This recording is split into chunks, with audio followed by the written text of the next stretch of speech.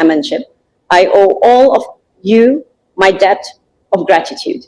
My heartfelt thanks also go to our events management team, Creativo, which by their very name has pushed the envelope in creativity and excellence in execution to make ABIS as an unforgettable legacy and a genuine source of honor and pride.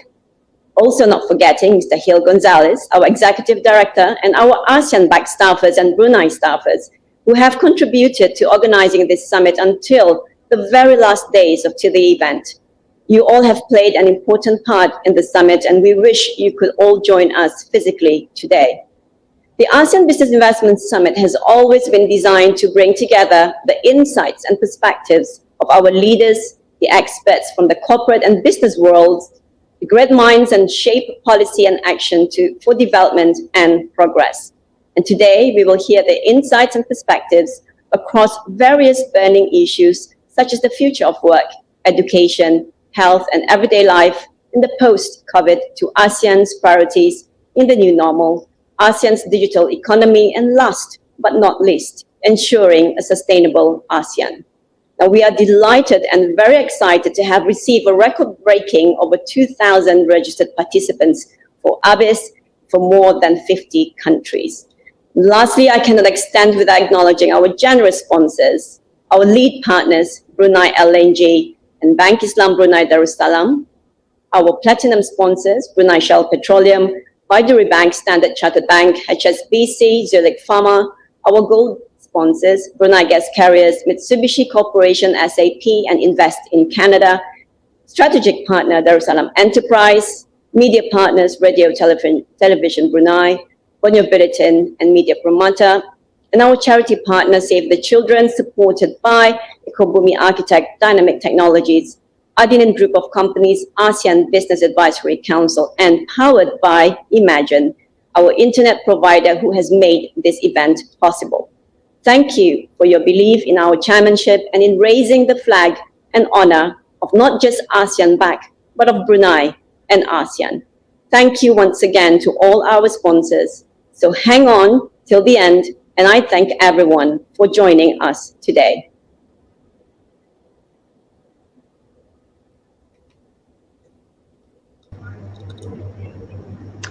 Honorable Yanti, thank you so much. So ladies and gentlemen, we continue our opening session now, and it's my pleasure to hand over to Haja Farida Datuk Talib, the Managing Director and CEO Brunei LNG, to deliver the special remarks on behalf of BLNG as one of our lead partners. Haja Farida. Thank you. Bismillahirrahmanirrahim. Your Majesty, Sultan Haji Hassan al-Bolkiah Muizzaddin Wad Dawla, Ibni Almarhum Sultan Haji Omar Ali Saifuddin Saadul Khairi Waddin, Sultan and Yang di-Pertuan of Brunei Darussalam and Chair of ASEAN 2021, Your Excellencies, Heads of State and Government, Honorable Ministers and Senior Officials, Hazlina Taib, Chair of the ASEAN Business and Investment Summit 2021, the Honorable Yanti Rahman, Chair of the ASEAN Business Advisory Council 2021, distinguished guests, ladies and gentlemen, Assalamualaikum warahmatullahi wabarakatuh, a very good morning and salam sejahtera. The world is in a constant flux of change. Change is a necessary ingredient for evolution, the next step needed for our society to advance forward. As we look forward to rebound from COVID-19, people capability becomes essential for driving digitalization and sustainability efforts as we shift from the industrial age to the networked era. The movement towards Industry 4.0 is set to disrupt traditional way of doing things. Connectivity and automation on a larger scale enables increasing productivity and performance, shifting away from the traditional business mindsets and value chain. The possibility of a wider seamless digital integration opens the door for economic growth if it is done in an inclusive manner. COVID-19 pandemic is a stark reminder to all of us that what we view as normal lacks permanence and highlights the importance of equipping ourselves with the capability to thrive through rapid change. Strategic discussions on digitalization have accelerated into an operational imperative as many adopt and rely on digitalization tools to remain sustainable in the new normal. Digitalization for me is not a new way of working, but a way of working that needs to be accelerated, a way of working that we need to preserve for the future. The impact of climate change is real and occurring now. Loss of sea ice, accelerated sea level rise, and longer, more intense heat wave happening across the globe calls for more intensive efforts towards preventing further catastrophes. We all play our part in supporting the climate change agenda and making sure there is a viable future for our children and their children's generation. Coming closer to home, the ASEAN economy is predicted to be the world's fourth largest single market after the EU, US, and China by 2030. With this projected economic and population growth, its energy consumption in the baseline scenario is also expected to grow by 146% in 2040. This creates the challenge for ASEAN to find a pathway that can integrate a holistic approach for addressing their energy security needs with their aspirations for economic sustainability. As countries and businesses prepare for economic recovery from the pandemic, there is an opportunity to take advantage of the renewed mindset, leveraging on future challenges as new opportunities for ASEAN. With substantial digital transformation expected in the coming years and potential unlocking of sustainable natural capital opportunities like nature-based solutions, the ASEAN region has a huge potential for building digital capabilities and green developments. Brunei LNG is proud to be one of the joint lead sponsors for the ASEAN Business and Investment Summit and the ASEAN Business Awards 2021, led by the ASEAN Business Advisory Council Brunei. I believe that platforms such as the ASEAN Business and Investment Summit can cultivate thoughtful discussions amongst international leaders, key industry players, and promote collaborative spirit between public and private partnership to pave the way for solutions to address future world challenges. Personally, I am heavily invested in this futuristic society we could all create together. This also reaffirms our commitment as an industry leader in promoting sustainable energy solutions and as a trusted partner with the government of His Majesty the Sultan as the country progresses towards a low-carbon and climate-resilient nation. Your Majesty, Excellencies, distinguished guests, ladies and gentlemen, let me conclude by expressing my great appreciation to your attendance and participation in the summit, and special thanks to the ASEAN Business Advisory Council Brunei for their continued efforts in ensuring the success of the event. Together, let us continue to build and foster strategic partnership towards a sustainable and digital future. Thank you. Haja Farida from PRNG, thank you so much. Ladies and gentlemen, it's my pleasure to now invite Mr. Mubashar Koka, the Managing Director and CEO Bank Islam Brunei Darussalam, as one of our lead partners for his special remarks. Mr. Mubashar. Bismillah ar-Rahman ar-Rahim. Assalamu alaikum wa rahmatullahi wa barakatuhu. Your Majesty Sultan Haji Hassan Bolkiah Moizuddin wa Dawla Ibn al-Marhum Sultan Haji Umar Ali Saifuddin Saad al-Khairi wa Deen, Sultan and Young Di Pertuman of Negara Brunei Darussalam. Your Excellencies, esteemed heads of states and heads of government of ASEAN member of countries and participating countries. The Honorable Sitti Rozae Marianti Binti Dato Siri Laila Jasa Haji Abdul Rahman, Chairperson of the ASEAN Business Advisory Council 2021. Puan Haslina Taib, Chairperson of the ASEAN Business and Investment Summit 2021. Distinguished members of the ASEAN business community, ladies and gentlemen, please allow me to extend a warm welcome to all the distinguished participants of this virtual summit at what is undoubtedly a difficult time throughout our region and the world. This year's theme, Building Our Sustainable Digital Future, focuses on how we can build back better, recover stronger together, Sama Sama. Around the world, we see countries beginning to emerge from a crippling public health crisis, and we have every reason to look forward with continued resilience and hope. The summit today is therefore extremely relevant, bringing together head of states, presidents, prime ministers, as well as business and thought leaders to discuss the challenges and opportunities facing the region and beyond for the coming years. It is without doubt that digital transformation and sustainability are among several key opportunities that have emerged from this pandemic. Herewith, also an opportunity for business leaders to steer the sails, leveraging digital transformations to align with their sustainability objectives, redirecting capital towards sustainable practices and companies, incentivizing sustainable activities, and bringing more choice to consumers in terms of sustainable products and services. Your Majesty, Excellencies, distinguished guests, ladies and gentlemen, Bank Islam Brunei Darussalam, BIBD, as the nation's largest financial institution, has already begun to embark on such a journey.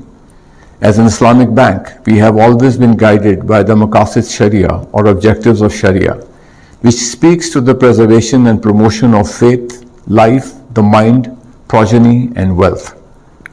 These principles are closely aligned to sustainability, specifically those outlined under the United Nations 17 Sustainable Development Goals, UN SDG.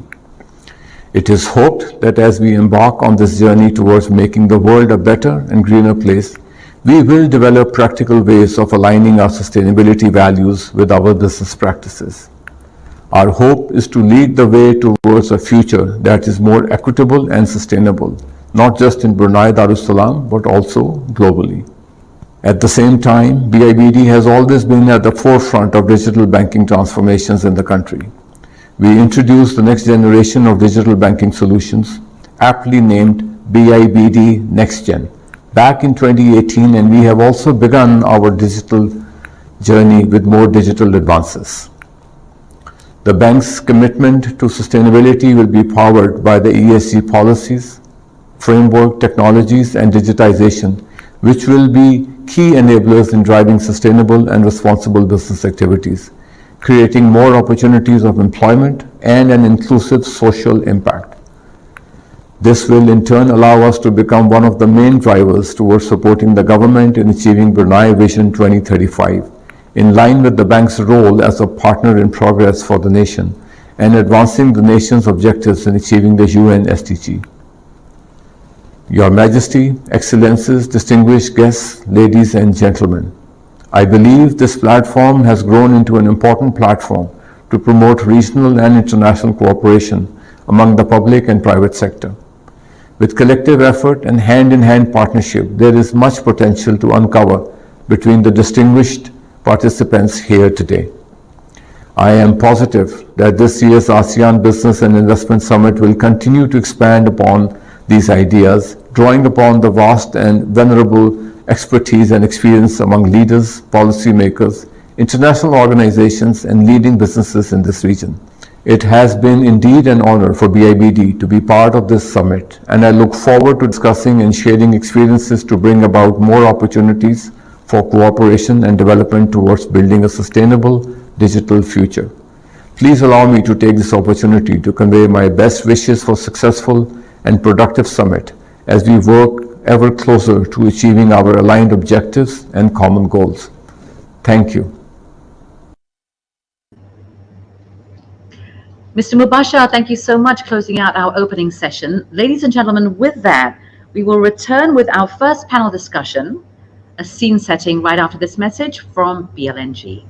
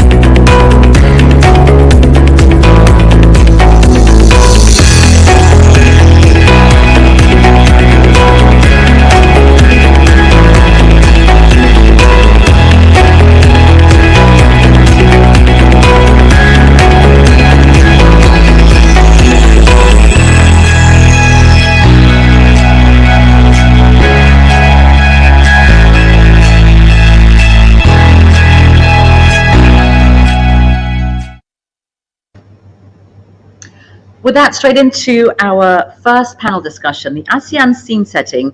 It's my pleasure to hand over to our moderator for our first session, Haslinda Amin, Chief International Correspondent for Southeast Asia, Bloomberg Television, who will be introducing our speakers for this panel discussion and lead us through our whole conversation. Good morning, Haslinda, over to you.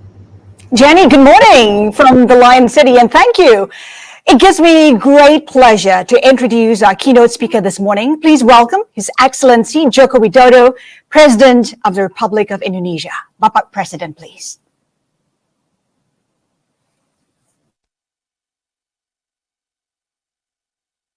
Yang mulia para pemimpin ASEAN, Bapak Ibu, para pebisnis di kawasan yang saya hormati.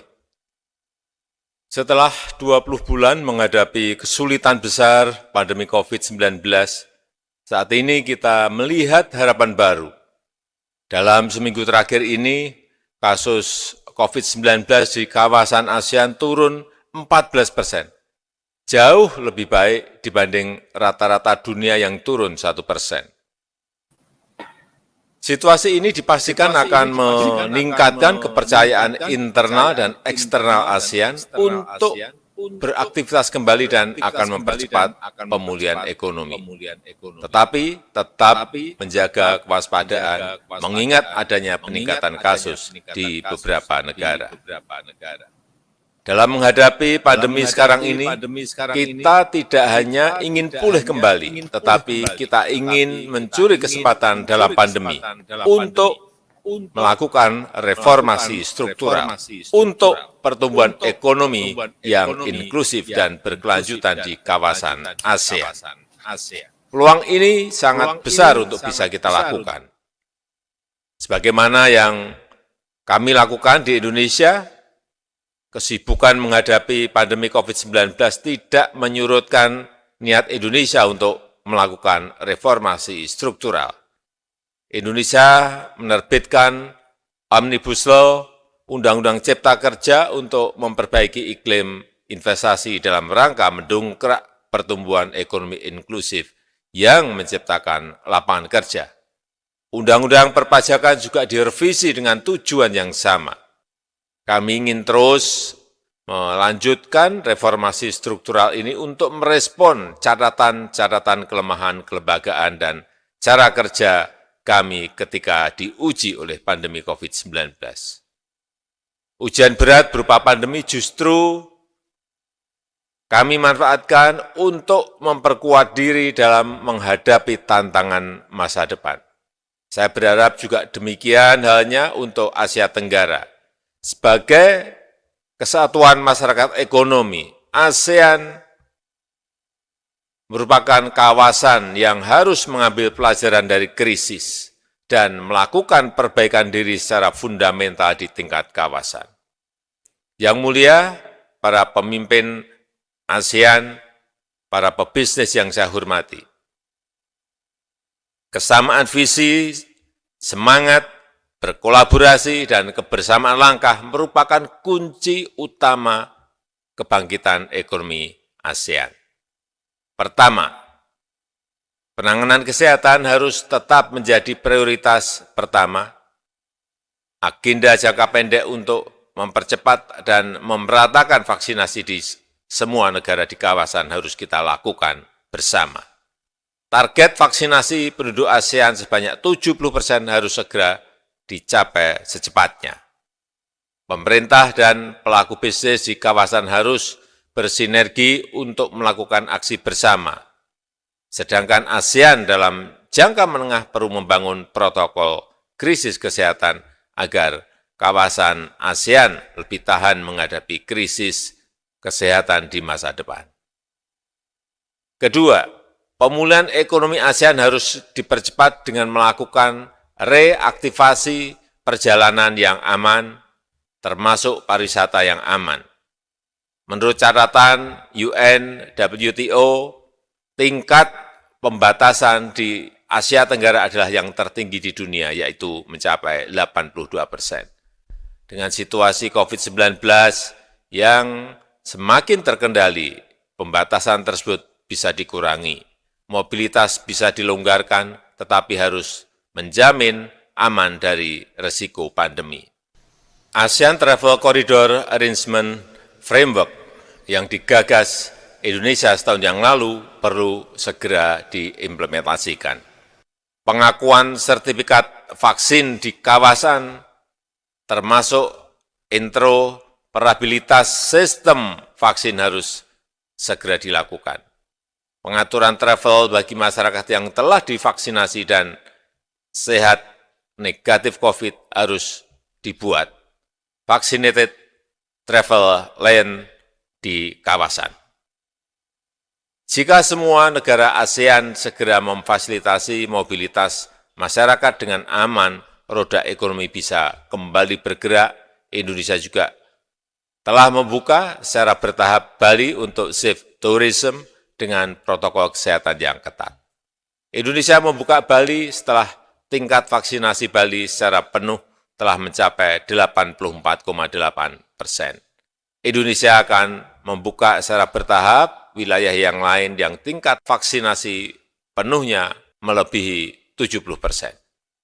Ketiga, adaptasi kegiatan ekonomi kawasan menuju ekonomi digital harus dipercepat di semua negara. Teknologi digital menjadi solusi yang paling efektif dalam menyiasati keterbatasan pergerakan dan tatap muka dalam kegiatan ekonomi masyarakat. Sebagai kawasan dengan pertumbuhan internet tercepat di dunia, potensi ekonomi digital ASEAN sangat besar. Selama pandemi, ekonomi digital tumbuh mencapai $100 miliar Amerika Serikat di tahun 2020. Hal ini menjadi batu lompatan kemajuan ekonomi di kawasan kita. Indonesia mendukung ASEAN menjadi sebuah digitally connected community. Pemerintah Indonesia juga telah menyusun peta jalan Indonesia digital tahun 2021-2024 sebagai panduan strategis perjalanan transformasi digital Indonesia. Nilai ekonomi digital Indonesia juga sangat menjanjikan, diperkirakan mencapai $124 miliar Amerika Serikat pada tahun 2025, setara dengan 40% total nilai ekonomi digital Asia Tenggara. Saat ini Indonesia memiliki startup sebanyak 2.229, kelima terbesar di dunia. Indonesia juga memiliki 1 dekakorn dan 6 unicorn, dan kami membuka peluang investasi sebesar-besarnya di sektor ekonomi digital di Indonesia. Bapak Ibu sekalian, ekonomi kawasan ASEAN bukan hanya akan pulih kembali, tetapi juga bisa melakukan lompatan kemajuan serta tumbuh bersama secara berkeadilan dan berkelanjutan. Langkah cepat bersama dalam penanganan kesehatan, reaktivasi perjalanan yang aman, serta akselerasi ekonomi digital yang berkeadilan menjadi gerbang bersama untuk pulih bersama dan maju bersama. Terima kasih.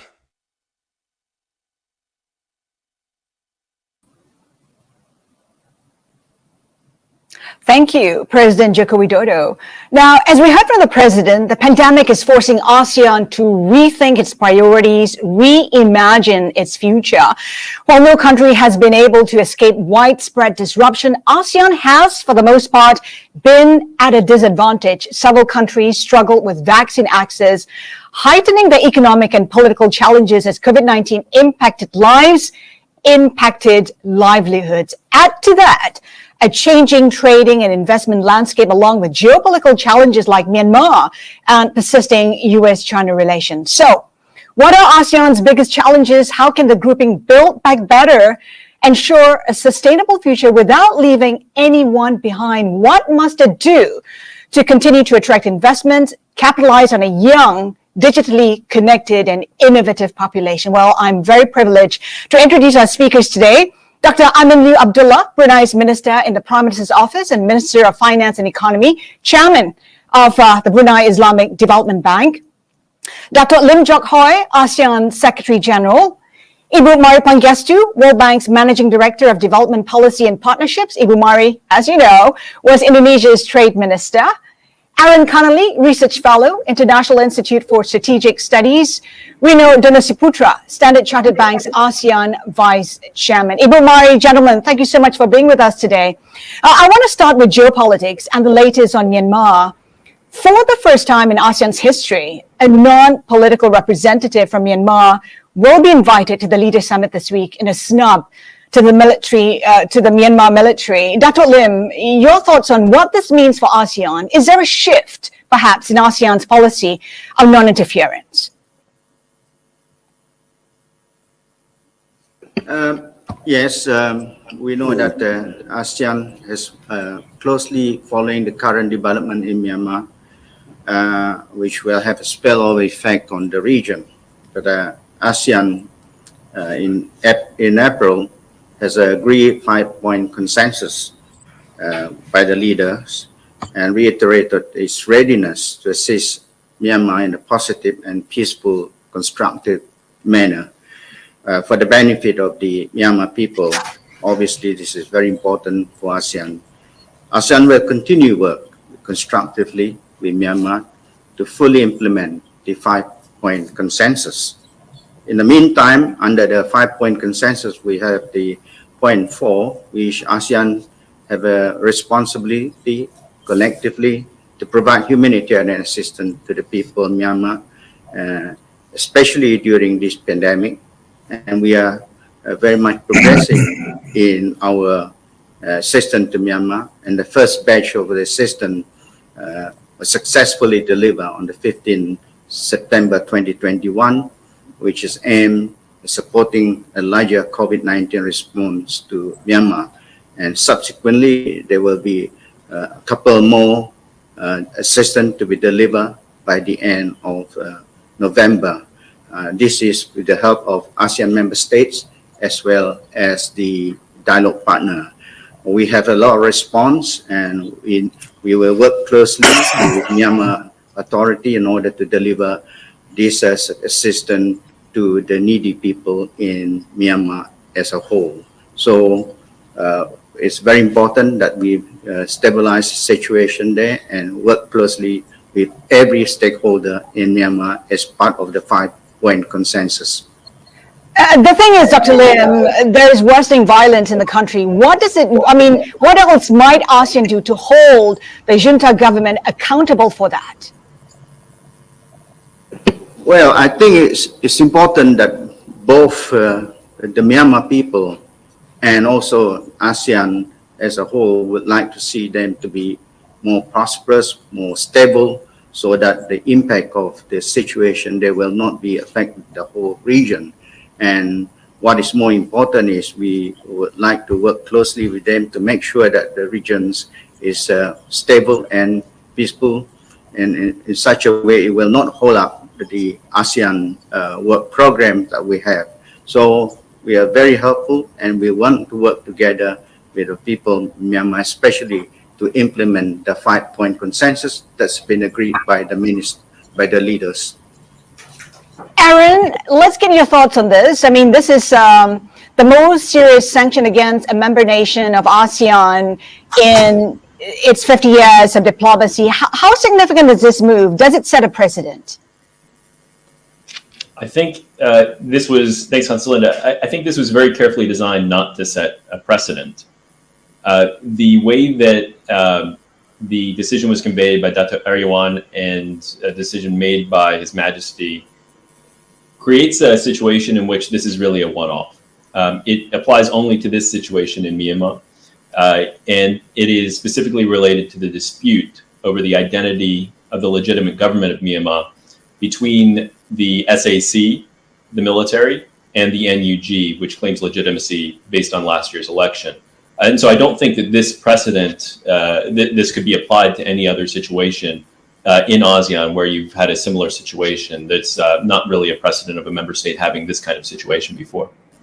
How significant is it, Aaron?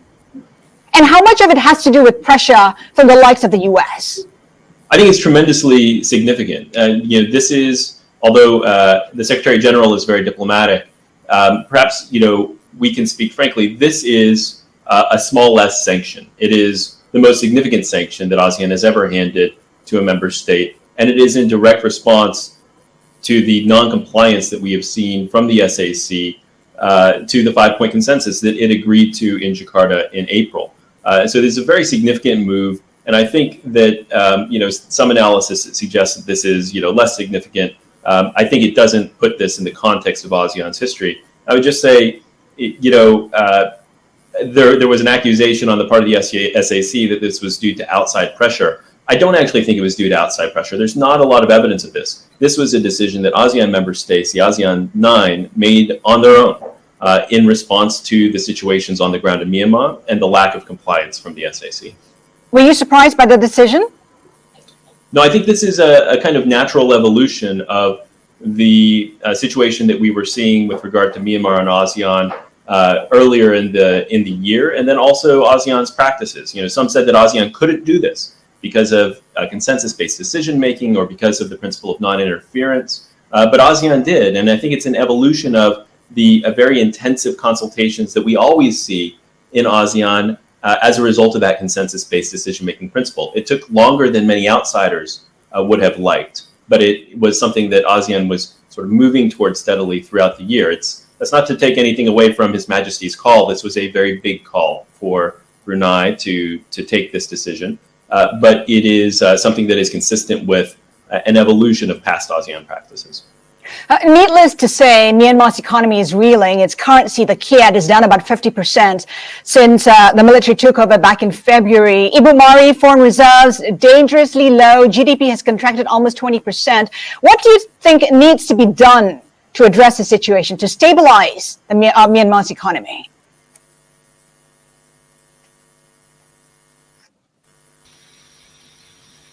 Well, I think that's very difficult question to answer. Obviously, you need to get the political stability back in place before we can think about the economic aspects. But I think it was mentioned that we should address, of course, the humanitarian aspects of the Myanmar people first. And then second, to the extent that you can still conduct economic transactions under the current situation, then we need to keep as much as possible Myanmar being engaged in trade, in investment.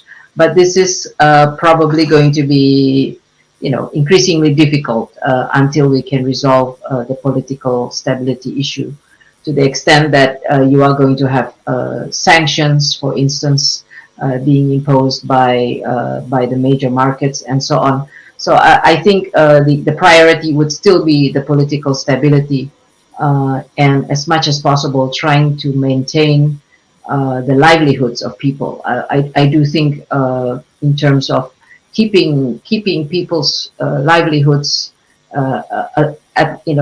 going would still be a very important part of safeguarding the people as well as the domestic economy, to the extent that it can still be functioning. Dr. Amin, let's bring you into this conversation. If Myanmar's economy fails, what do you think will be the impact on ASEAN? Thank you, Haslinda. I think Myanmar obviously is an important partner of ASEAN as a whole. So we don't want to leave Myanmar behind. So we continue to maintain our ASEAN centrality stance, and to encourage them to commit to the 5-point consensus as mentioned by Secretary General earlier on. So that we can bring stability back into ASEAN, and then so we can continue to trade like normal. So, but of course, the pressure on ASEAN and many of our dialogue partners continue to mount if Myanmar do not commit to this 5-point consensus. So, as far as the economy, I think we still continue to trade with them. But as to how long we can continue to do this without further pressures from not within ASEAN, but I think more from outside ASEAN, that is hard to tell. But we hope Myanmar would commit to this 5-point consensus, and come back into this ASEAN centrality so that we can all continue to work together again. As far as economy is concerned, overall for ASEAN, I think Myanmar, if you look at the economy prior to this crisis, is doing quite well. I mean, but of course, in the bigger scheme of things, we have larger economies in ASEAN, among the ASEAN member states. And so it will affect, just like how COVID-19 has affected all of us. But we do have many other sort of initiatives to try to further our economy, despite whatever internal political situation in Myanmar. There are many other things that we can talk about later on about our sort of effort in our recovery agenda under the Brunei Darussalam chairmanship, and also the ASEAN Comprehensive Recovery Framework endorsed by the leaders at the end of last year. And so this set the scenes for our economy to move forward, despite whatever challenges that we are facing with Myanmar. And Pak Donnie, how does the private sector view developments in Myanmar? Does it add to the risk of doing business in Southeast Asia? Thank you, Aslinda. And I think very similar to Aaron, actually. We should see ASEAN actually as a collective whole. I mean, it's not something actually that Myanmar's issue is not something actually that, sort of define how ASEAN is being seen or perceived by the global investors. So, first of all, actually, I just would like to share actually the position of ASEAN, the way that we see it in the political economic landscape. It is emerging as really a destination of choice for investments and trade. Large and relatively young population, growing middle class, abundance of natural resources, and strong manufacturing capabilities. It is really at the forefront in capturing the global megatrends of supply chain shift, China Plus One strategy, North-South capital investment flow with China's Belt and Road, Taiwan Southbound policy, and the likes. To what Dato' Amin mentioned, actually, the ASEAN sort of numerous free trade agreements, including the RCEP, actually offer global companies wider access to the global markets through a network of free trade agreements actually that have been signed. Everyone increasingly wants a piece of ASEAN, really, actually, and again, actually, for us at Standard Chartered, this is actually the core to our strategy as the only international bank with presence in all the 10 ASEAN markets. We play a role in facilitating global clients, market penetration, and expansion in the region. So the way actually we should look at it, actually, to your question earlier, is that ASEAN is much more actually than just Myanmar. Actually, it is something actually a challenge. And given the diversity, I mean, there's always two sides of the coin, right? ASEAN diversity is the one actually that gives it its strength. At the same time, there are also actually different stages of economic and political development in ASEAN countries. Aaron, we heard from Pak Donnie saying that ASEAN is more than just Myanmar, but looking at Myanmar and the risks, how high is the risk that Myanmar becomes a failed state, and what can ASEAN do to prevent Myanmar from becoming a failed state? Well, I think the one aspect of the 5-point consensus that Myanmar has begun to fulfill, as the Secretary General said, is point 4. It's that humanitarian assistance. Myanmar had a very bad COVID crisis earlier this year. It is still ongoing. That humanitarian assistance is very badly needed, and to the extent that Myanmar can fulfill point 4 more comprehensively and with less trouble in the future, I think that would go a long ways to avoiding a failed state scenario. But I think we also have to take soundings and understand that Myanmar, more than any other country in ASEAN, is more of a failed state already. This is a country which the central government has never controlled the periphery of the country at the same level as other ASEAN member states, and where there has always been an extraordinarily level of low economic development. And so the risk of Myanmar going backwards is profound. And I think that's one of the reasons that ASEAN has taken a fairly careful approach to the way that it has handled the Myanmar crisis, because that would have significant consequences for the rest of the region, both in terms of refugee flows, in terms of disease leaving Myanmar, as China and India are very concerned about. So that's certainly a concern. I want to go on to U.S.-China tensions, which is another geopolitical challenge for Southeast Asia. It continues to place ASEAN in a tug of war, and China's recent show of force over Taiwan is a great cause for concern. Also, the big power rivalry in the South China Sea. Dato' Lim, how do you view rising US-China tensions, the persistent US-China tensions? Obviously, the political situation is very important. And ASEAN recognizes the important internal and external political dynamics. Indeed, one of the biggest achievements in ASEAN so far is to maintain regional peace and stability, and also to enable the region to cooperate and to flourish.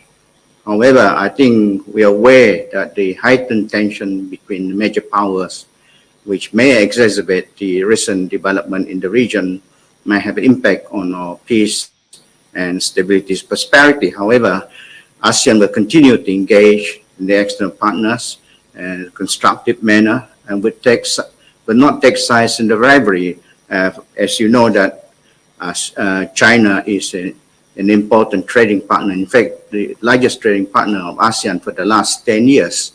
And US is also an important partner for ASEAN, and the largest investors in ASEAN. If you take cumulatively, the investment to ASEAN is $320 billion, and is larger than US investment in India, Japan, Korea, and China together. I think that's how important the two trading partners, and we see these two trading partners should engage in a constructive manner that would take the region to a more cooperative and in a flourish to develop the region and increase ASEAN centrality, which we will maintain the inclusive and outlooking posture to support realization of the community vision. And we hope that these two major trading partners will cooperate, work constructively in this region. Do you think ASEAN member nations can continue not to pick sides, given what Australia has done? It does seem like it is gravitating towards the US with the recent AUKUS deal. I think it's we always continue to be neutral in our approach to these two very important partners. We see that it's important for us to work closely with them, and they know that we will not be able to choose either side. We think these are complementary to one another, and we see it is important that we work with them constructively to make sure this region in peace and prosperity, and we're able to work closely, and our market remains open for both sides, and this is good for everyone. And I think this is where ASEAN will be going to in the future and the years to come. Ibu Mari, what is the best course of action for ASEAN when it comes to trade and investment with both the US and China? How should it position itself?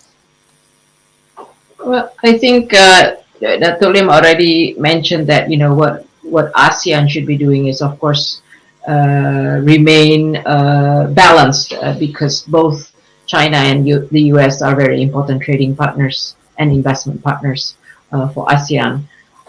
And I think what is the key for ASEAN is to continue to deepen and broaden its own regional integration, both within ASEAN as well as RCEP, because then that provides the diversification of trade and investment that will, I think, strengthen ASEAN's position vis-a-vis any external pressures and tensions from the US. So if you notice that even prior to the US-China trade wars in 2018, 2019, there was already diversification outside of China, and they were coming to Southeast Asia. And I think with post-COVID, COVID has led to a disruption of value chains and a rethink about how we should be restructuring regional and global value chains, not just based on efficiency, but also based on resilience, because you have disruptions of the supply chain, including on the intermediate goods side, and then now we have shipping disruptions and so on. So I think increasingly we are regional. I think the prediction is that regional value chains are going to be more evolving, and that's why our role in regional integration will be very key. And I think the second thing that we should advocate as ASEAN, as a region, is to strengthen the multilateral trading system. Because what you want to happen is that trade wars don't happen, that if there are issues between US and China, it shouldn't affect us. We are being affected by the spillover of these tensions. They should be settled in the WTO, and with going back to strengthening the dispute settlement system. And if there are disputes about unfair trading, industrial subsidies being one of the big topics, then it should be dealt with in the multilateral system. So that would be also important. The final point I would like to make is that I think the one that I can sort of see where trade and investment could go, but the one that is very, very tricky because it's both economics, geopolitics, and really competition about technology is the whole issue of technology, especially the digital and telecommunications technology, which is in danger of making us a very polarized world in terms of technology, and that's really bad in the sense of you want the technology to be talking to each other, if you like, because if you had a world with bipolar technology systems, then you are really losing out on what I think President Jokowi was saying about the importance of the digital economy, and I think that's a very challenging one. In the past, you would have also dealt with the way we dealt with how did we get to 4G. There was a lot of multilateral discussions under ITU. There was a lot of disagreements, but then finally there's an agreement on a standard. But we don't see that happening at all for 5G, and in fact we see a lot of really a lot of tensions and geopolitics around it, and countries being in a way being asked to choose which technology to use. And I think that's a really one of the big challenges that we need to address, and it would be interesting to know how we should position ourselves as ASEAN in that respect. I'll pick up on the point on technology and digital economy just slightly later. But before that, Aaron, just want your thoughts on this. ASEAN often talks about wanting to engage both the US and China.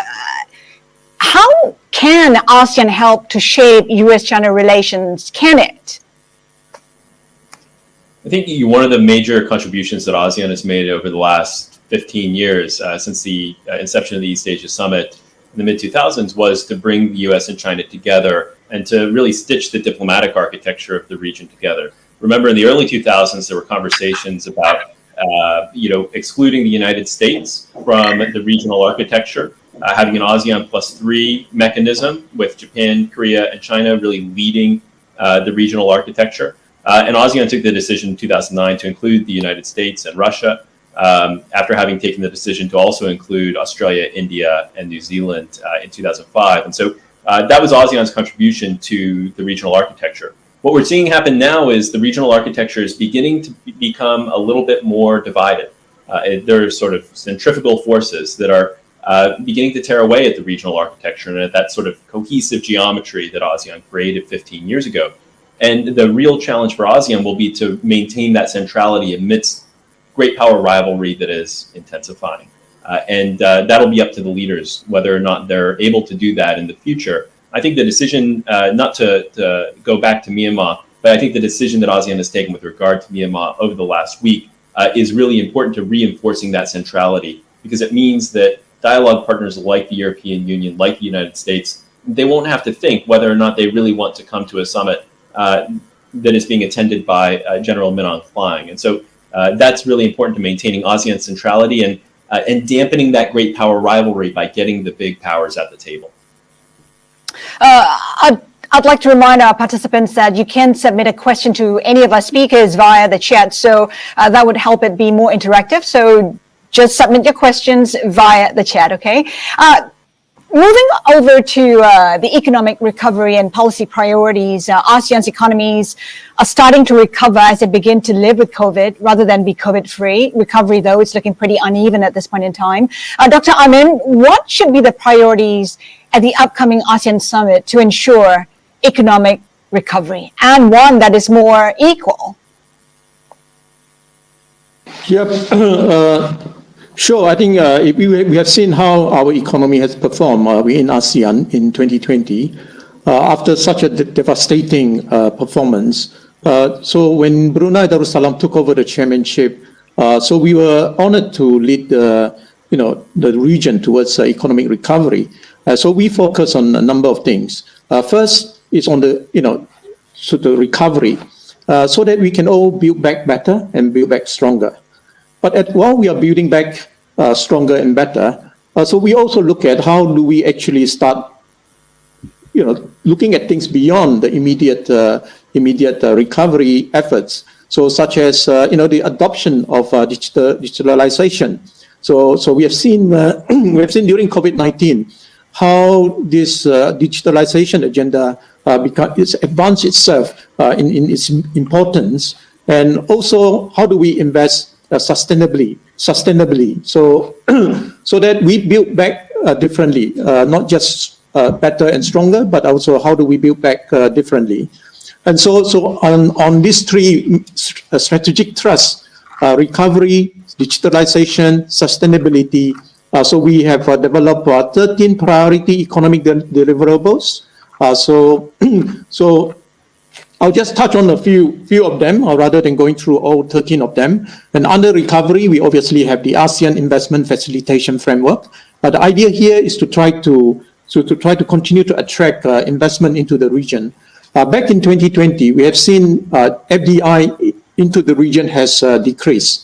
But I think that's because of the general global FDI activity. In terms of our share in the global FDI, it has actually increased in 2020. So although the overall number has decreased, so I think this ASEAN Investment Facilitation Framework is very important to ensure that we have the overall conducive business ecosystem. We need to provide guidance for us to streamline our procedures and all the requirements and so on, so that we can promote the use of a single digital platform for investment and so on. So under digitalization, we do have one of the PEDs, meaning the implementation of the ASEAN Agreement on e-commerce for the next 5 years. So this obviously is the idea is to spur significant growth in the digital economy through regional digital trade integration. In addition to that, we also have a regional action plan on the implementation of the norms of responsible state behavior in cyberspace. So while we are trying to promote digitalization, we should also be very concerned about the behavior of how people make use of technology. So just to drive home the point of the importance of digitalization, so on top of these 13 PEDs, we threw in the Bandar Seri Begawan roadmap and ASEAN digital transformation agenda to try to accelerate ASEAN's economic recovery and digital economic integration. So I think this BSBR, the Bandar Seri Begawan roadmap, I think it maps up all the steps for ASEAN to advance its digital transformation agenda. So this hopefully will provide a strong foundation for ASEAN's broader digitalization agenda. But on top of that, ASEAN has also finalized the consolidated strategy on Fourth Industrial Revolution. This is a cross-pillar deliverables under Brunei Darussalam's chairmanship. So again, the intention here is obviously to the same thing, progress the digital transformation, embracing new technology in a comprehensive manner. So on sustainability, this is obviously a very important topic, not just about how we, sort of include this in our strategy, but I think it's more to address the current conversation, a lot of movement about environment and so on. So we have the circular economy for ASEAN economic community, and we also have ASEAN taxonomy on sustainable finance. And hopefully with all these PEDs, we will give a strong foundation and for our subsequent discussion and for under the Cambodia chairmanship and so on. Dr. Anand, what do you make of ASEAN's digital plan, and what do you think? What should investments be targeting? Oh, I think so. Obviously, there are plenty of things that we can look at under digitalization. So I think in all as I said earlier on, digitalization is not just specifically for any particular sector. It's across pillar deliverables. So a lot of industries could make use of technology. I mean, may it be banking, may it be manufacturing. We talk about smart manufacturing and so on. And there is also telecommunication that need to support many of this implementation. So we talk about 5G, for example. So 5G is a technology, but the industry need to embrace it, to adopt it. But if the industries are not coming forward to make use of the technology, then that technology will be useless. So as far as digitalization, it's a cross-pillar, cross-pillar sort of application from all the industries. So even agriculture, for example, you can adopt technology for smart agriculture and so on. So the application, I think, is unlimited. So to answer your questions. Pak Doni, how do you think the private sector can play a more significant role in the digital economy in ASEAN? Haslinda, I think actually this relates to what Dato' Amin actually has just laid out. What are the opportunities actually there? And I think the private sector will see enormous opportunities from ASEAN. I mean, that's very clear, right? I mean, now digitalization, it's something that's really actually quite big, like President Jokowi had highlighted. Actually, that is a great potential for ASEAN, plenty of opportunities actually to invest into, and the private sector can play part actually in many of these sectors. Similar to what Dato' Amin had already highlighted, a number of opportunities. I can think about a few key drivers actually where the private sector you would want to move in the digitalization. First is that ASEAN would need significant investments in digital infrastructure. An enhanced focus on new technologies will present these business opportunities. So we talked about the 5G. We talk about ensuring actually that there is an inclusivity actually to people, because there's another flip side of the coin to what Dr. Mari actually had probably touched upon actually with regards to technology actually can also exclude people actually from that particular rural areas where infrastructure for connectivity is actually not really that great, right?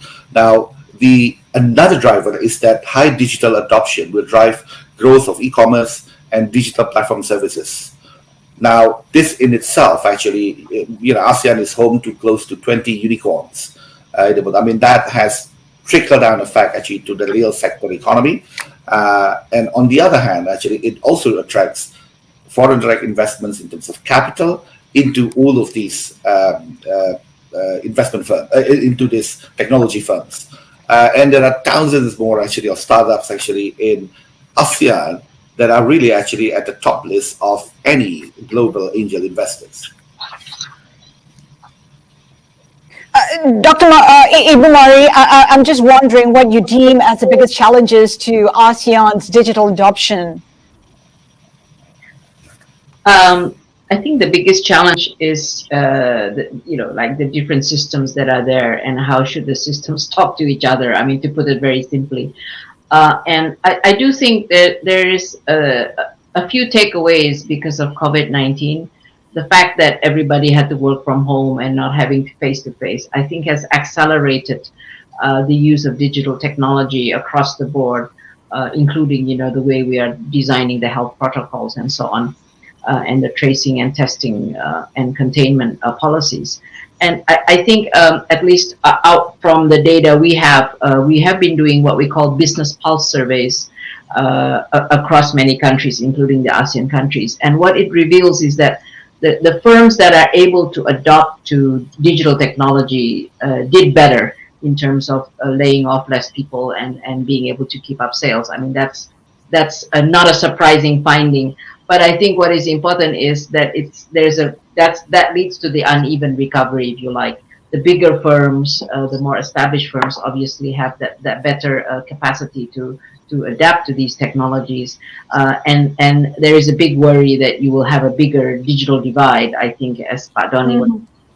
And this is something that I think is a challenge, because I do think that while we talk about the opportunities, the risk of inequality increasing is very high with the COVID-19, because it is the poorer households that are harder hit, the informal sector, the kids who cannot go to school are hitting the poorer household, etc., etc. So the human capital losses side of it is also very big.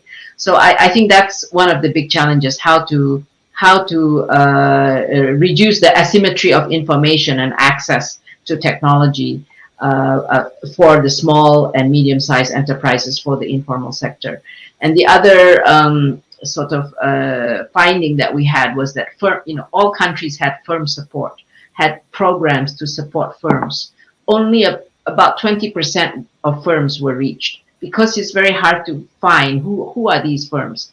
So I wanted to just say that one of the big challenges, and I think opportunity, is for each of the ASEAN countries, and they are in different stages of it, is to have what we call a digital ID, because that's the foundational block, if you like, for you to have a functioning digital economy. So a digital ID, a foundational digital ID, is basically saying, I am Haslinda.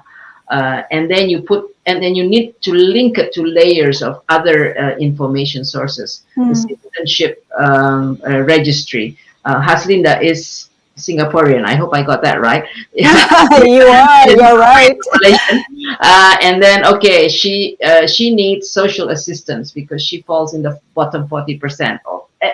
So you link it to all these. They call this foundational blocks, and it links to the payment system. It links to the mobile system. It links to your ability to be able to build out the digital infrastructure and digital economy platforms that need to happen.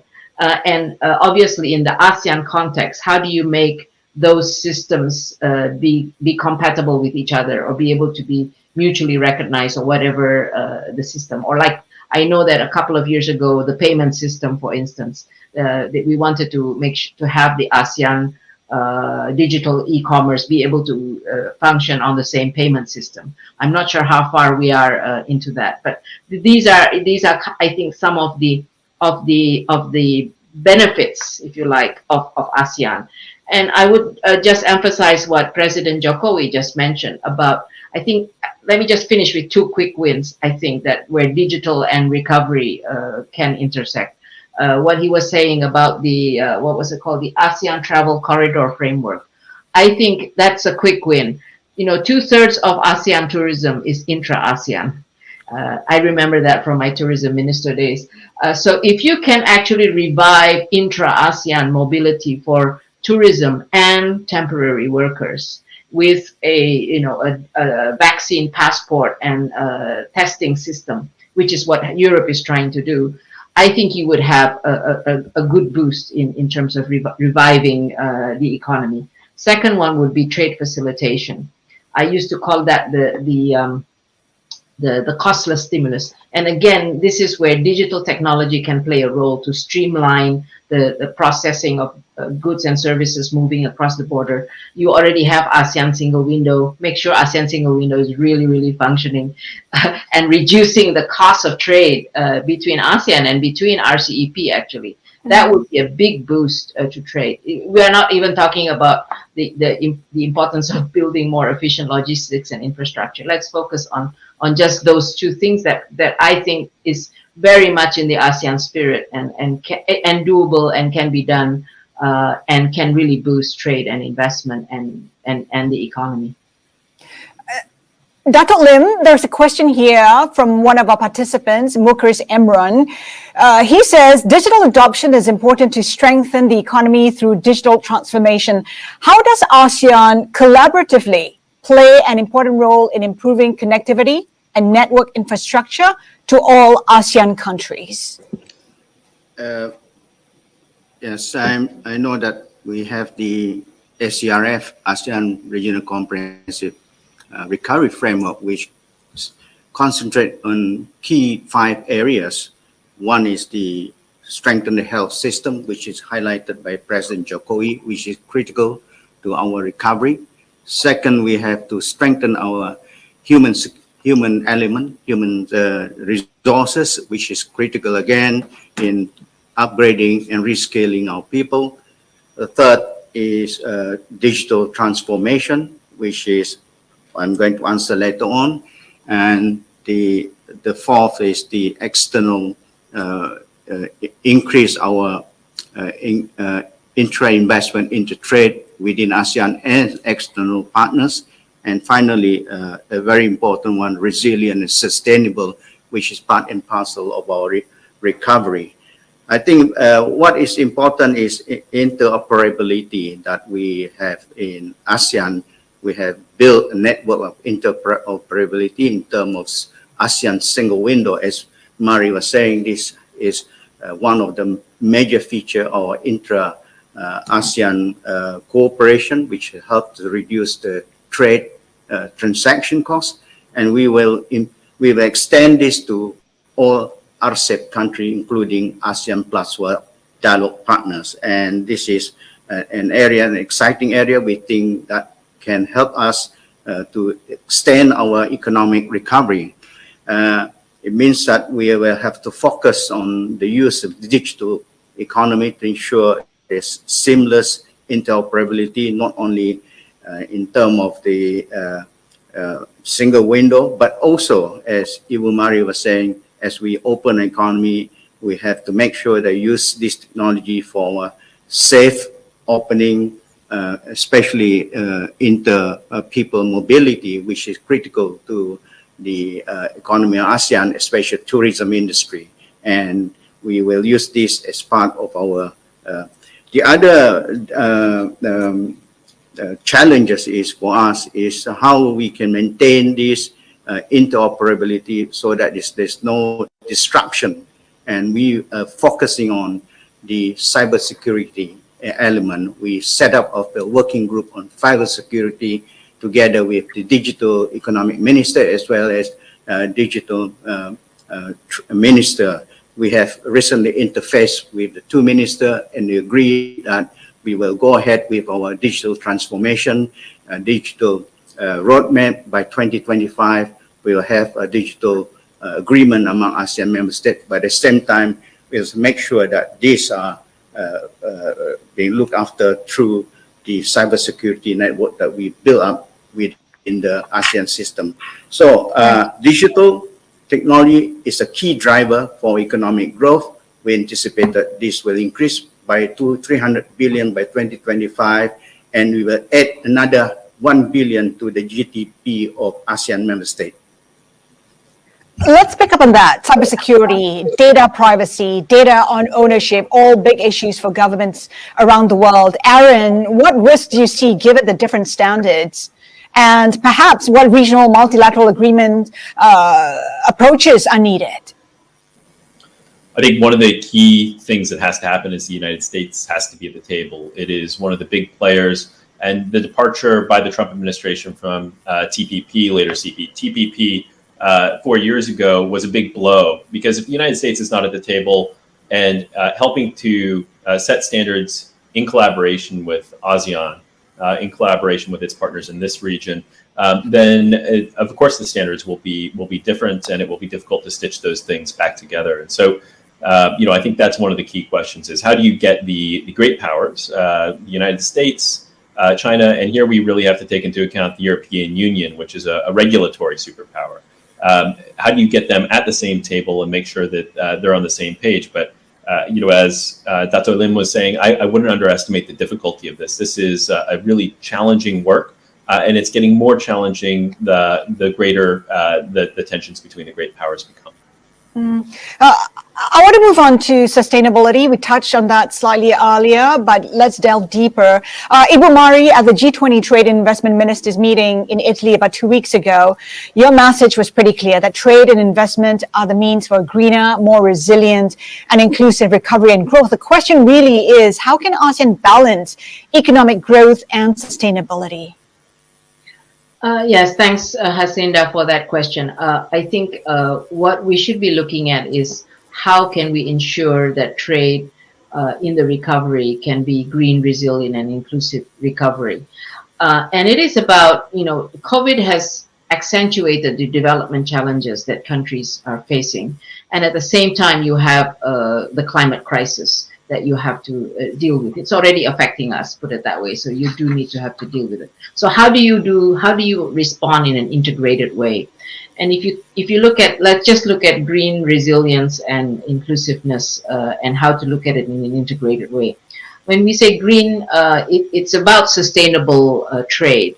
And trade has often been blamed for causing CO2 emissions in its production and its shipping costs and so on. But at the same time, trade can also be the solution to sustainable development to the extent that we can have trade in environmental goods and services, which will help countries also adapt and mitigate, undertake mitigation and adaptation with regard to climate change. You can start with, you can look at the import of weather-resistant seeds, for instance, that will allow countries to then adapt their agriculture, or environmental services and renewable energy, for instance, and so on. So I think opening up trade in environmental goods and services, not just goods, but also services, is one of the key pillars of that.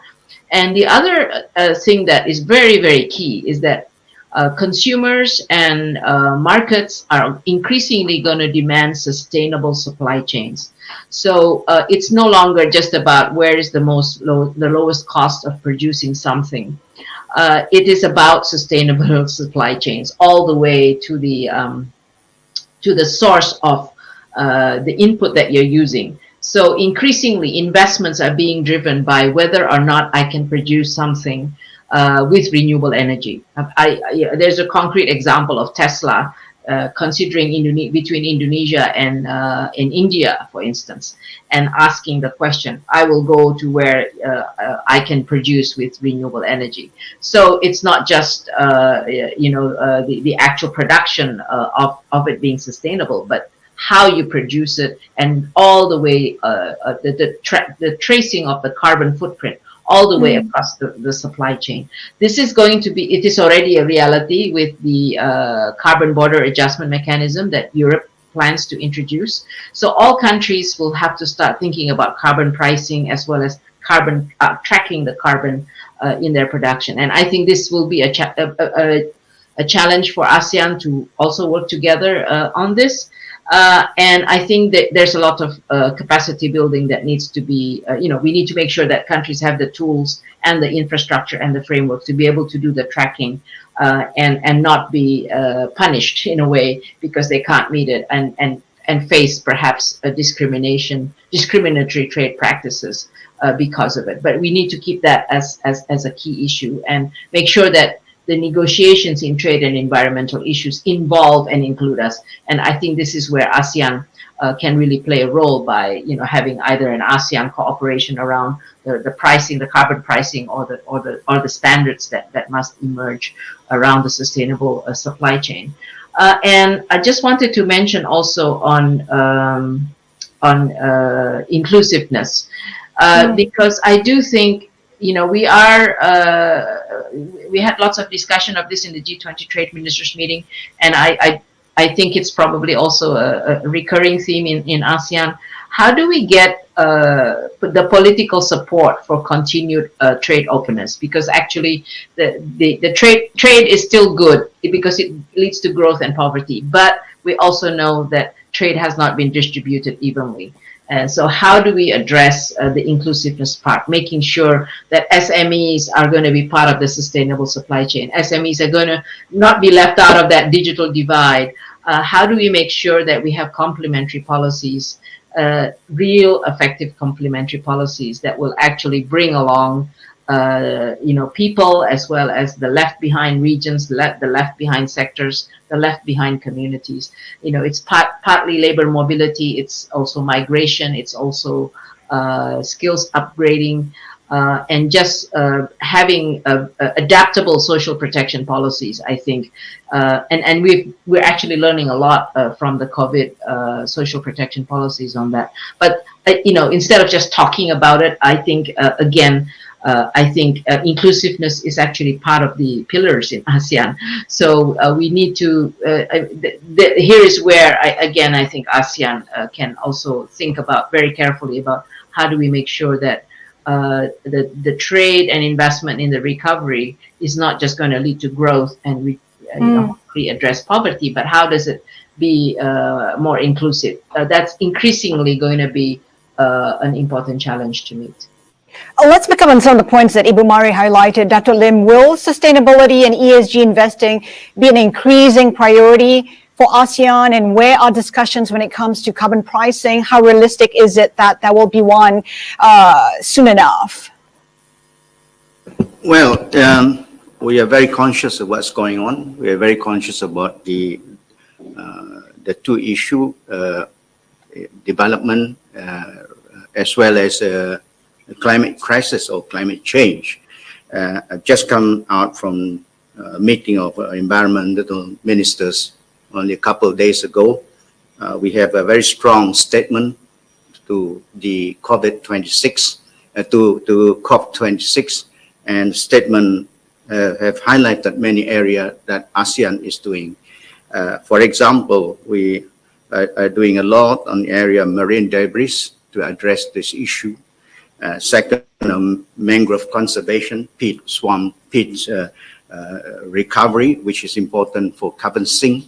And we're also working ourselves on together in fighting against illegal wildlife trafficking, which is critical in our wildlife. And also we are looking at how transboundary haze is affecting each other and trying to reduce it. This is also reducing the deforestation in the ASEAN member state. And obviously important area is energy. We are very progressing in energy efficiency program, which ASEAN has surpassed its aspirational target of achieving 21% of energy intensity. We have already done that. And so we are going to do more on the renewable energy. I think this is a target that ASEAN is going to do in order to address the issue of climate change. And more importantly, as you say, ESG, we are talking about cross-pillar cooperation among ASEAN on the development of ASEAN taxonomy on sustainable finance, which is also very critical.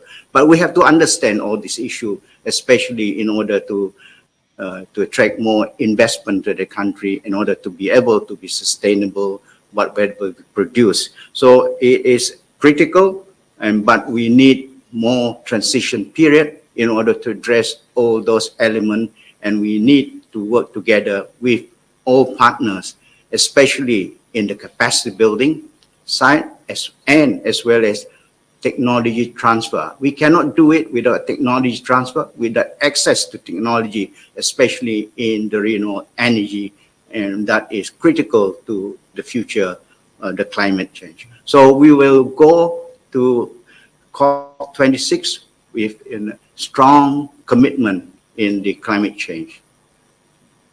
And Dr. Amin, we often hear how the private sector has to lead the charge. What do you think businesses can do more for sustainability and be supportive of the SDG goals?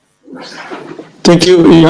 So I think we talk a lot about sustainability, but I think sustainability is not just about having the right government policies and so on. A lot of these projects to support sustainability needs to be properly funded. So we are talking about sustainable infrastructure. We can talk about renewable energy. We can talk about marine debris. We can talk about waste management and so on. So even with the right government policy, it needs to be properly funded. So how do we get private sector to come in? And so it all depends also on the private sector's values on sustainability. So I think in the case of a lot of this will come from the financial institutions. So if you look at speaking on behalf of Bank Islam Brunei Darussalam, BIBD, so our value here is aligned with Maqasid Sharia, which support sustainability. And so along with sustainability, we also champion environmental protection. responsible entrepreneurship, and inclusive social impact, as what Ibu Mari mentioned earlier on. So all of these are important value if we were to, to be successful in ensuring that our effort on sustainability agenda is achieved. So maybe if I can just share on what we do in BIBD. So what we are seeing here is plenty of opportunities as far as Brunei Darussalam is concerned, as we do have Brunei Darussalam National Climate Change Committee that look into policies in terms of how do we sort of achieve this low carbon environment and so on. So we feel that there are a lot of opportunity for us to finance this agenda. And so as far as just BIBD is concerned, over the next 10 years, we look at potential of financing of 2 billion Brunei dollars. And so that is a big amount. But again, in terms of the opportunity that we see, we feel that, being the largest financial institution in town, it's our responsibility to kind of lead the way for us to support this agenda. So again, as ASEAN as a region, I think we need to align all our effort together. And in terms of how do we sort of look at financing the sustainability agenda. As I mentioned earlier on, one of the PEDs this year is about ASEAN's taxonomy on sustainable finance. So we need to first of all define what is green actually, right? So before we talk about how do we finance them. So this hopefully create a framework for us to look into what the banks can respond to the work done by ASEAN.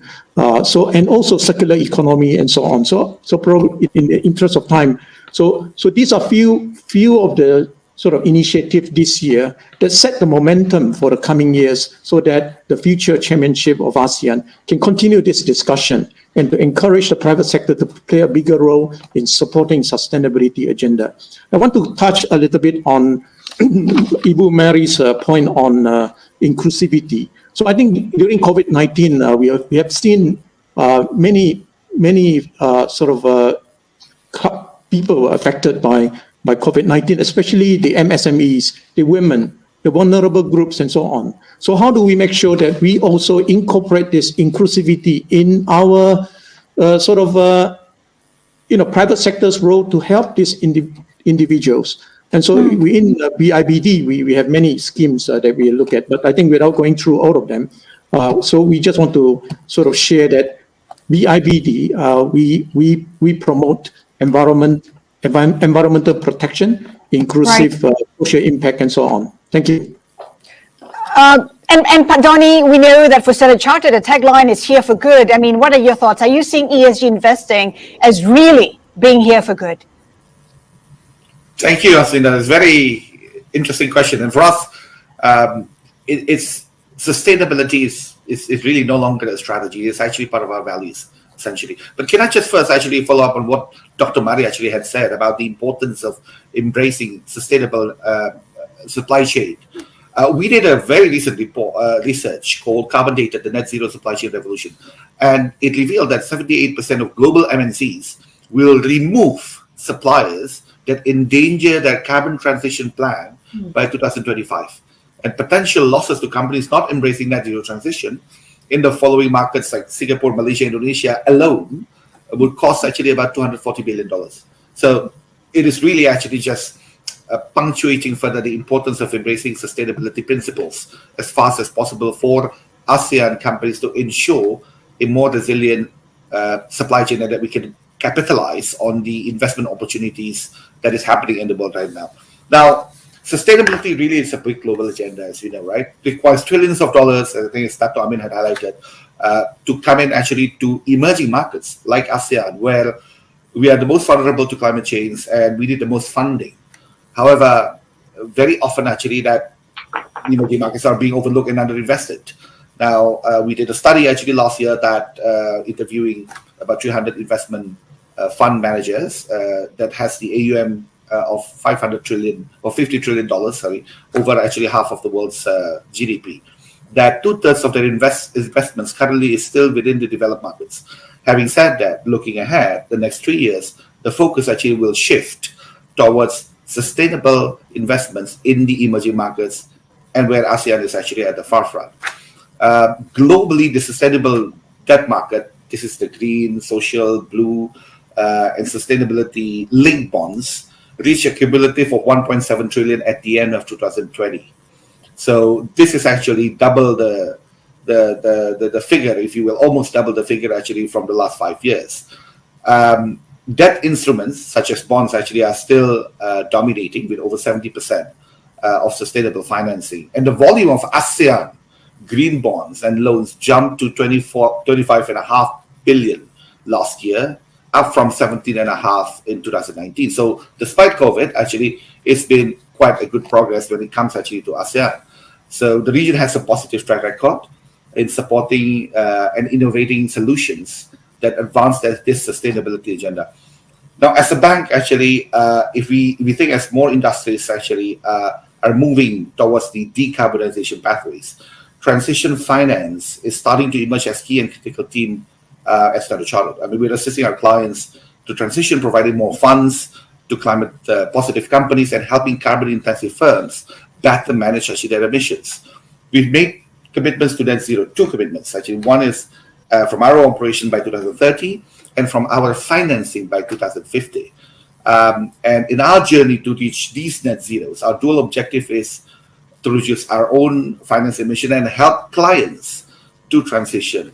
But this is actually where emerging market perspective actually needs to come into place, because we fully understand that different sectors and regions will decarbonize at very different rates. So we're working out actually to map this out actually for the different industry sectors. So for clients who are just starting their journeys, we'll provide sector-specific guidance on what they must do to prepare for a low-carbon future journey. However, those who have probably actually unable or unwilling to meet the requirements, unfortunately, we have to limit our relationship, ultimately leading to an exit, actually, which we have done. Pak Doni, speaking of green finance, give us a sense of what role green financing is doing in a country like Indonesia that's trying to push the EV sector.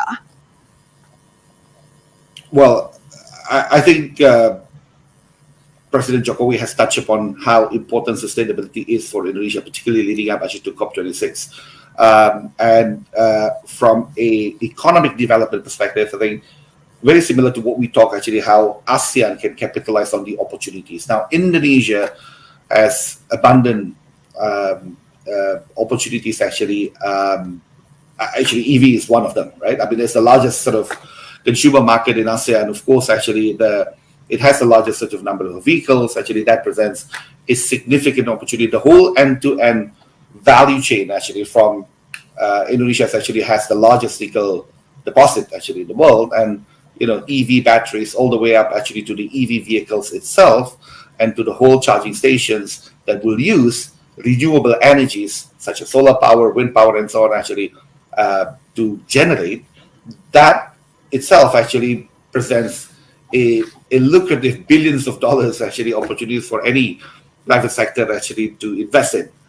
And we know that Indonesia also has a lot more friendlier actually FDI policy framework with the omnibus law and 100% ownership actually allowed actually for fintech companies and so on. I mean, this will really actually help to attract it.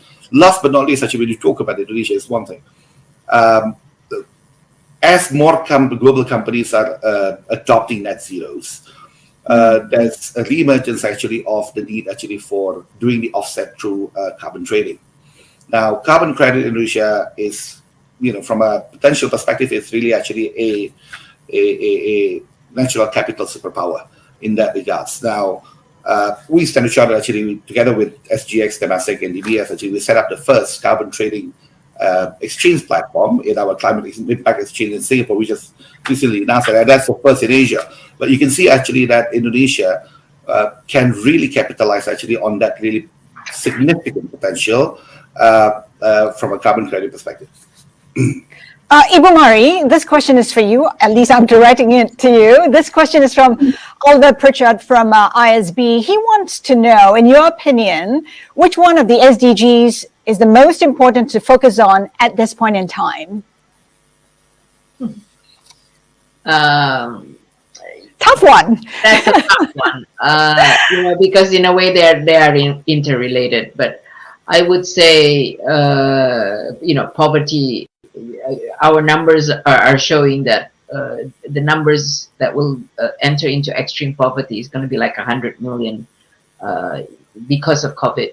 And it's not unrelated to inequality. So I think poverty and inequality tend to go together, because the higher the inequality, the harder it is also for you to reduce poverty. And it will have an effect on growth, because inequality we also see will be increasing, and it's kind of across the board, whether you're talking about the vulnerable, the lower income groups that are going to be worse off, SMEs and the informal sector who had to sell off their assets and run down their savings, small firms, micro firms, women-owned businesses.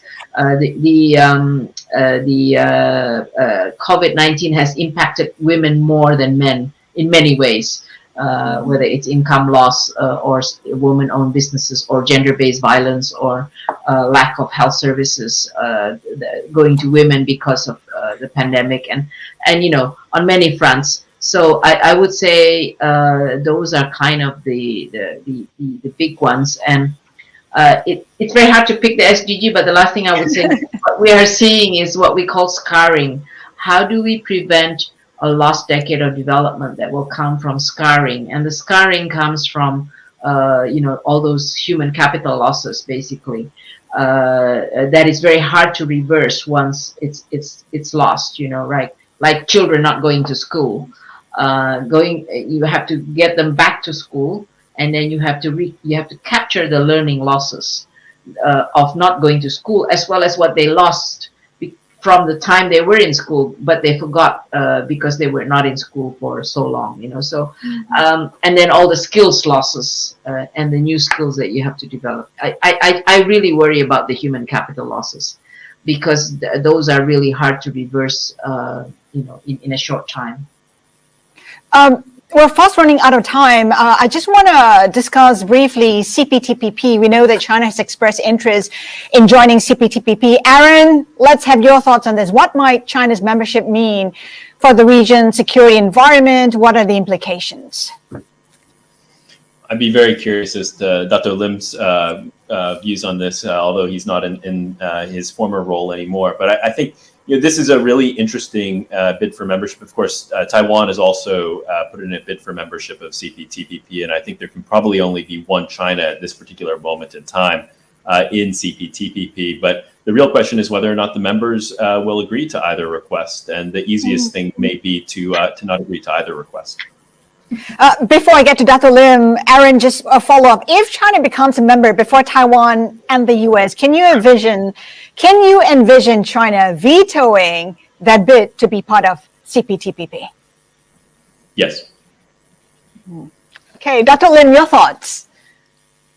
Well, there's no secret that they have already applied a long time ago. They expressed the interest to be part of CPTPP. A couple of years ago, they studied the agreement, and I'm not surprised that they apply officially to be part of CPTPP.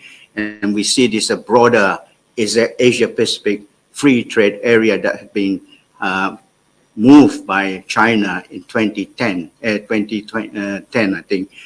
This is, we have RCEP with CPTPP with both people in except the US. We hope that they can come in, but this will be a greater Asia-Pacific free trade area that we are talking about in APEC. And this is more or less strategic, but at the same time is bringing everybody together on board to the Asia-Pacific. I think this is a very welcome initiative. Of course, the more people join in as part of the process, I think it's good that we can work together to increase development in the region.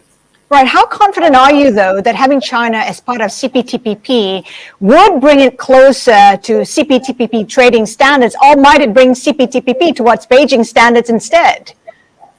Well, they have to follow the rule that we have set up during CPTPP. And of course, there will be a lot of transition period, a lot of negotiation. But again, I don't think the standard has to be go down, but it's a matter of how they come in and how they will be able to adopt to the agreement.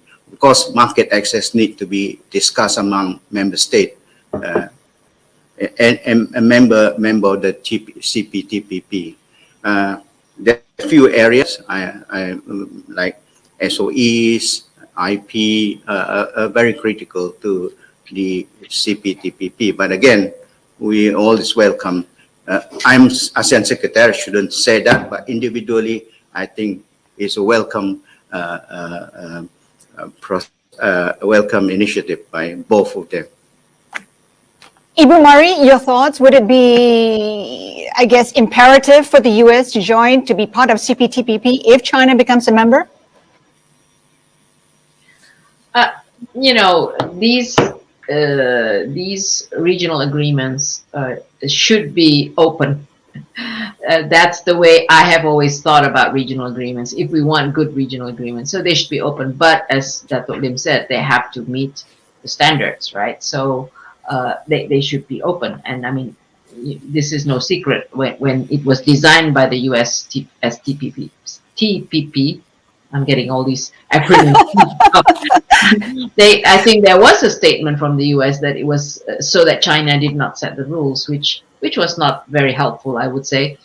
You know, because I think the idea of these regional agreements is really to catalyze, you know, and the bigger the members, the larger the number of members, it's better, right? Because you're going towards you know, more and more countries being integrated and having rules and of the trading system that will eventually hopefully become multilateral, right? So that this is the kind of the good side of looking at regional agreements, and that's why I think it should be open, just like RCEP should be open. We would welcome the US to join the RCEP if they wanted to.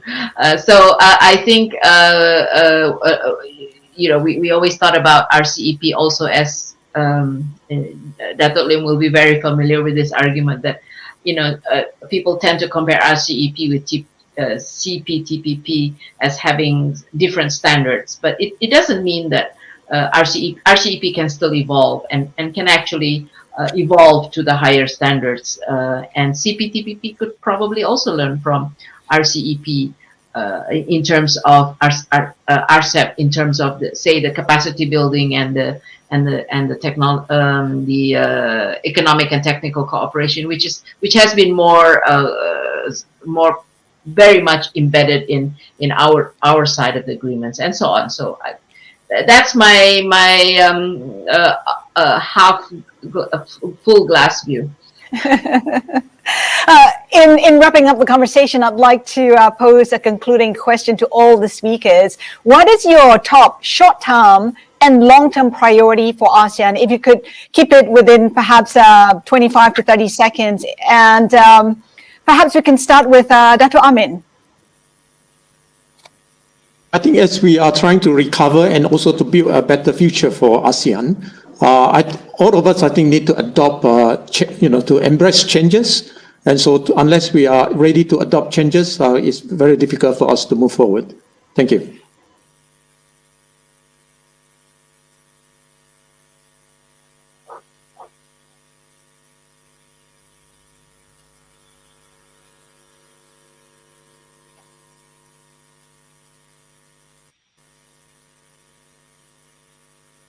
I think you're muted. Dato' Lim? Oh, I was muted. Yes. Apologies for that. For me, I want to see ASEAN to be more resilient, to be more open for investment and trade. And as we become more resilient, we'll be more protected within ourselves. So that's my vision of ASEAN in the future. Donnie? has been very similar to Dr. Lim. I think actually ASEAN really has abundance of opportunities, and the main strategic need for ASEAN right now is to optimize regulatory framework, create a conducive investment climate, and increase value propositions to emerge as a leading region in attracting capital investments for the region to recover and grow. Aaron? Thanks, Haslinda. I think the challenge is there are 4 really big challenges, and I'm not sure that ASEAN can address all of them at the same time. I don't think there's ever been a period in which the organization has been buffeted by such strong challenges, and it's inequitable growth that Bu Mari has addressed. It's recovery from the COVID-19 crisis. It's addressing the climate transition and addressing great power rivalry. One of those things may have to give, and that's really the challenge, is deciding where to put the priority, where to place the strongest efforts most quickly. And Bu Mari? ASEAN should pursue building back better. What does that mean? It means a green, resilient, and inclusive development pathway. And if ASEAN can do it, it will also contribute to the East Asia region as well as globally. And on that note, Bu Mari, Aaron, Dr. Amin, Dr. Lim, Pat Donnie, thank you so much for your time today. It's been an insightful and candid conversation. We appreciate your time. And with that, I'll hand it back to Jenny. Jenny, over to you.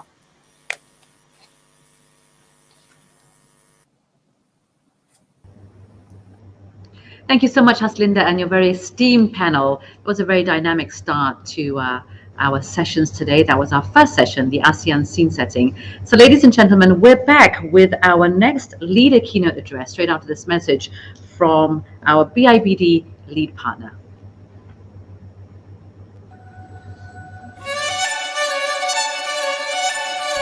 We cleanse ourselves, but at what cost?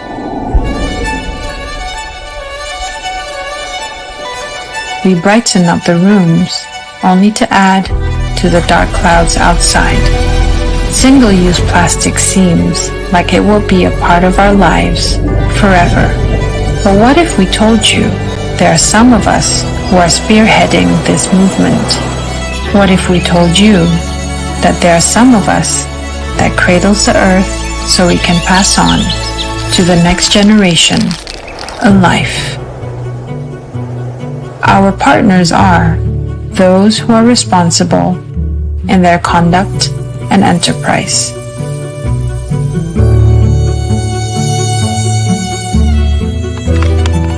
Learning to harness energy from unlimited sources like the sun. Conscious of how we produce our daily nutrients. A diverse selection of crops grown from well-maintained soil and watered by the rainfalls, collected with the most efficient water management system. Even the clothes we no longer wear could be repurposed and redesigned for an unending cycle of new styles and a new outlook on life. The things we reduce will only add to the change we all strive for. We at BIBD have also taken initiatives to support our government and the community in hopes to sustain a future for all. Protocol Hijau. Sowing seeds, connecting apprentices and masters together. Change today, change the future.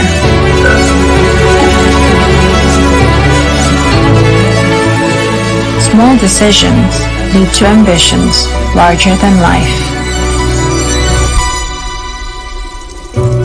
At home, at work, with the community, we will always be a partner in this journey towards sustainability. Breathing clean, crisp air, endless streams of water, and a mindful life for a more meaningful future.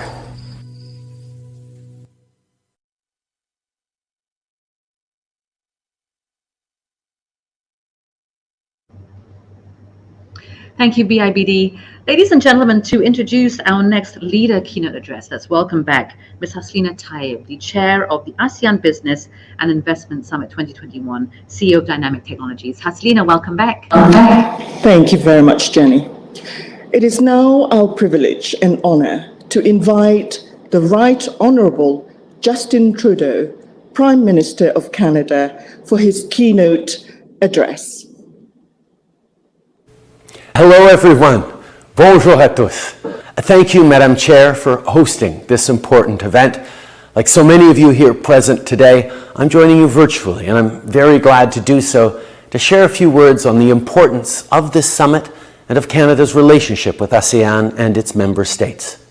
But first, I want to congratulate my friend, His Majesty the Sultan Haji Hassan Al Bolkiah and Brunei on a successful chairmanship of ASEAN in a year marked by the COVID-19 pandemic. This past year and a half has been tough for our people, for our businesses, and for our economies. And trade will be crucial to our recovery and to building a better future for all of our countries. But in order for that to happen, we must care about how we trade, what we trade, and with whom we trade. And we also must care about who trades. We have to make sure that more entrepreneurs, especially more women, young people, Indigenous people, LGBTQ2, visible minorities, and other underrepresented business owners get involved in and benefit from trade. Now, more than ever, we must also promote a strong, open, rules-based trading system under which we may all prosper.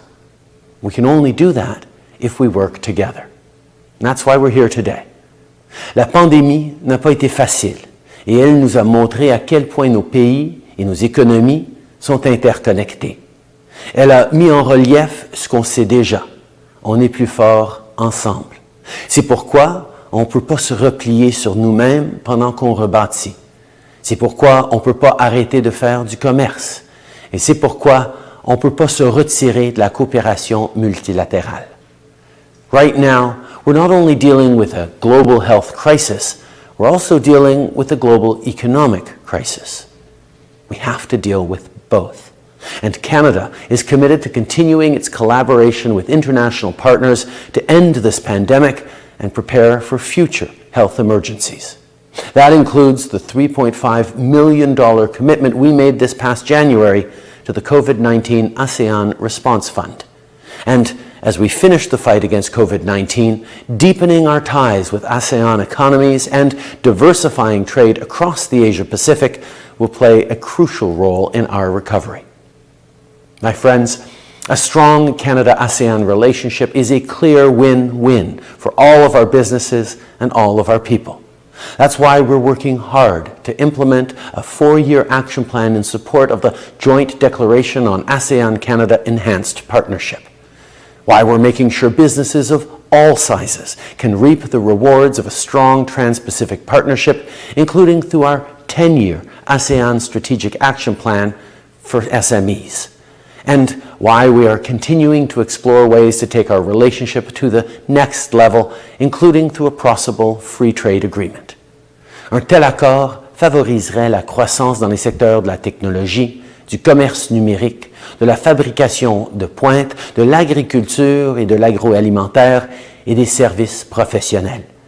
Il changerait la donne pour un grand nombre de nos entreprises et entrepreneurs qui travaillent fort en les aidant à établir des liens et des relations d'affaires aux 4 coins du monde. Il permettrait de créer des emplois pour la classe moyenne, il contribuerait à réduire les obstacles au commerce et offrirait aux investisseurs une plus grande clarté et une plus grande confiance afin qu'ils puissent accroître leur présence sur les marchés des autres pays. Et il aiderait à protéger nos chaînes d'approvisionnement et des incertitudes liées à la pandémie mondiale. Canada and ASEAN countries will be more prosperous if we continue to work together. And we will create a better future for our people and our countries. So let's continue to move our relationship forward. Let's make sure the benefits of trade are felt by everyone. And let's come out of this pandemic stronger than ever. Thank you. Merci, mes amis. Prime Minister Trudeau, thank you so much. So, ladies and gentlemen, we shall now take, as per the program, a 30-minute virtual networking break. Brunei time, quick time check. I've got 10:35.